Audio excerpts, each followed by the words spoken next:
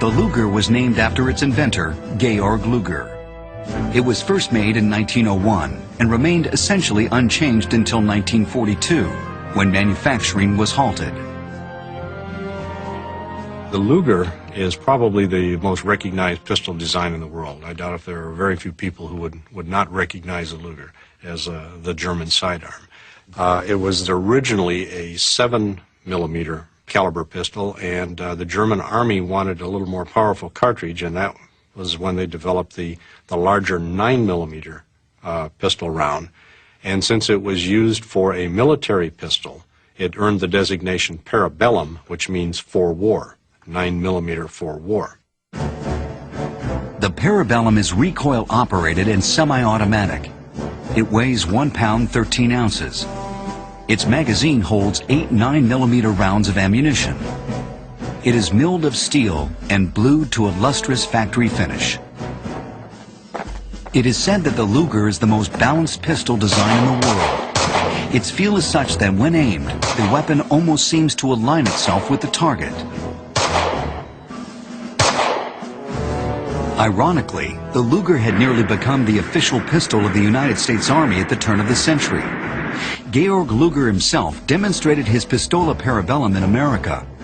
After exhaustive testing, it was finally rejected for the Colt 45. But in Nazi Germany, the Luger would become the pistol of mystique and legend, a symbol of absolute authority.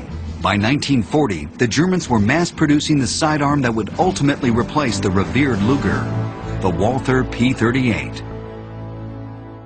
The Luger was a single-action pistol. Every time you pulled the trigger, it reloaded itself, and there was no way, if the pistol jammed, to clear the jam or to refire the cartridge without having to go through the procedure of pulling back this heavy toggle and letting it go forward.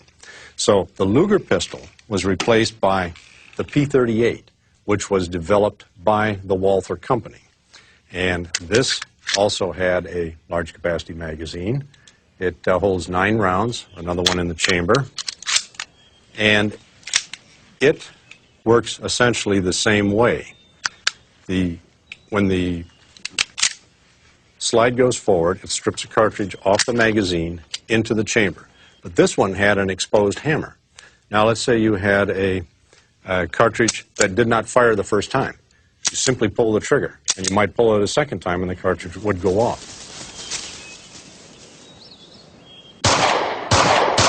This is probably regarded as the best pistol of World War II.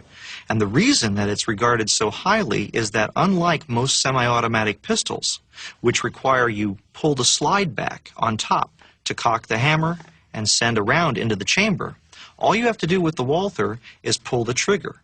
The first pull is a long one because that cocks the hammer and fires the round, but there's already a round in the chamber when this is loaded.